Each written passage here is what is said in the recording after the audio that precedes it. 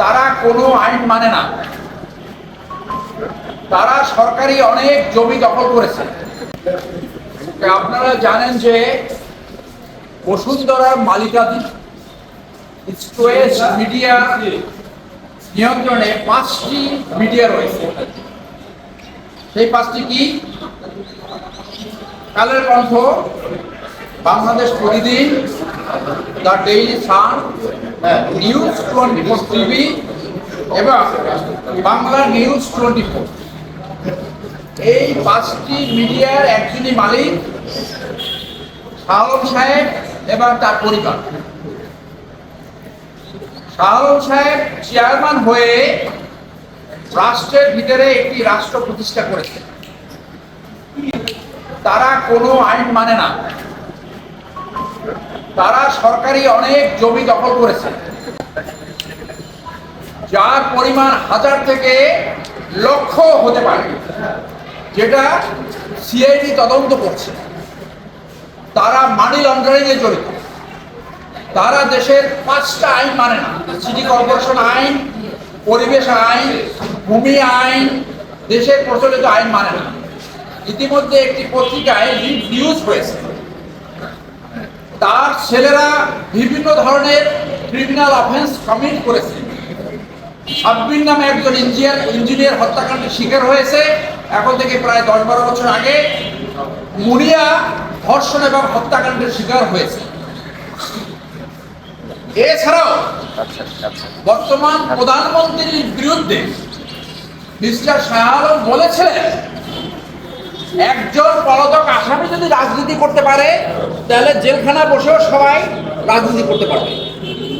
ইতিমধ্যে আপনারা দেখেছেন, যখন এই দুর্বৃত্তায়িত ব্যবসায়িক গ্রুপকে আইনের আওতায় আনার জন্য একটি সরকারি সিদ্ধান্ত হয়েছে, সিটি কর্পোরেশনের আওতায় আনার জন্য, তারা এই 5টি মিডিয়া ব্যবহার করে জনস্বার্থের বিপক্ষে যে অপপ্রচার এবং বিভিন্ন ধরনের কূট চাল তারা দিয়ে যাচ্ছে।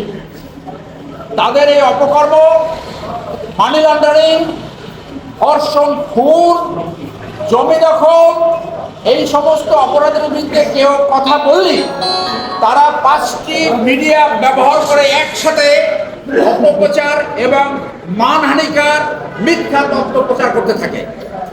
এই থেকে প্রফেসর ইউনূস সাহেব সহ অনেকেই বাদ যায়নি।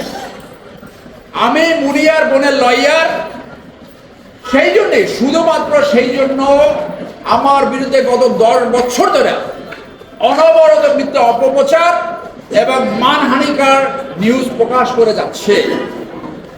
তারা চাচ্ছে তার ছেলেপান যা খুশি তাই করবে, ধর্ষণ করবে, আনন্দ করবে, ফুর্তি করবে, কিন্তু ভিকটিম পরিবার একজন লয়ার নিয়োগ করতে পারবে না। এই সমস্ত সিচুয়েশনে আমরা মনে করি এই মিডিয়া হাউজের সাংবাদিক ভাইরা তারা বাধ্য হয়ে এই অনৈতিক অপপ্রচার চালাচ্ছে, তাদেরকে আমি দোষ দেই না। তাহলে এই মিডিয়া হাউসটাকে আপনার পেশাদারিত্বে ফেরত আনতে হলে, মাফিয়া মুক্ত করতে হলে এখানে একজন প্রশাসক নিয়োগ করা জরুরি। সেই প্রেক্ষিতে আমি তথ্যমন্ত্রী, তথ্য সচিব, চেয়ারম্যান বিটিআরসি এবং ঢাকা জেলা প্রশাসক বরাবর প্রশাসক নিয়োগের জন্য আবেদন করেছি। আমার আবেদনের ভিতরে বিস্তারিত আছে, কিছু পত্রিকার রিপোর্ট আছে, আপনারা দেখতে পারেন, এবং এটার কপি আমি দিয়েছি প্রধানমন্ত্রীর কার্যালয়, আইনমন্ত্রী, স্বরাষ্ট্রমন্ত্রী, ভূমিমন্ত্রী, গৃহায়ন ও পূর্তমন্ত্রী, অ্যাটর্নি জেনারেল, ডিজিএফআই, ডিজিএনএসআই, সচিব, আইন ও বিচার বিভাগ, স্বরাষ্ট্র মন্ত্রণালয় এবং ভূমি মন্ত্রণালয়। আমি আশা করি সরকার যে সিদ্ধান্ত নিয়েছে, বসুন্ধরা গ্রুপ অতি সত্বর দেশের আইনের আওতায় আসবে, সিটি কর্পোরেশনের আওতায় আসবে, এবং যাদের প্রতি আমি আবেদন করেছি, বিশেষ করে তথ্য মন্ত্রণালয়, পিটিআরসি, তারা অতি সত্বর একজন প্রশাসক নিয়োগ করে এই 5টি মিডিয়াকে পেশাদারিত্বে ফেরত এনে জনস্বার্থে এবং দেশের স্বার্থে তারা এই সংবাদ পরিবেশন করবে। প্রশ্ন হলো, একটি বিজনেস হাউস কি করে 5টা মিডিয়ার মালিক হতে পারে? দেশের ভিতরে, রাষ্ট্রের ভিতরে রাষ্ট্র থাকতে পারে না। আপনি জানেন এমনও ভিক্টিম রয়েছে যারা 20 বছর আগে জমির টাকা দিয়েছে, কিন্তু এখন পর্যন্ত তাদেরকে জমি দেয়নি। একটা জমি 5 বার বিক্রি করে, একখানে পর্যন্ত বিক্রি করে দাম পারলে সেইটা সরিয়ে আরেক জায়গায় দেয়, আরেক জায়গায় দেয়। কোন রকম আইনি প্রোটেকশন যারা ভিক্টিম তারা পাচ্ছে না। এভাবে চলতে পারে না। আপনি যেটা বলছেন, আপনি মিডিয়ার কোটাতে বলছেন, এখন এটা কি স্বাধীন গণমাধ্যমের উপর আঘাত কিনা? কারণ ওরা বাংলাদেশের আইনে তো কোথাও নাই যে 5টা মিডিয়া চালাতে পারবেন, এটা কোথাও নাই। আপনি যেটা করছেন 15 জন্য যেটা বলছেন সরকারি নিয়ন্ত্রণ নিতে বলছেন, এতে স্বাধীন গণমাধ্যম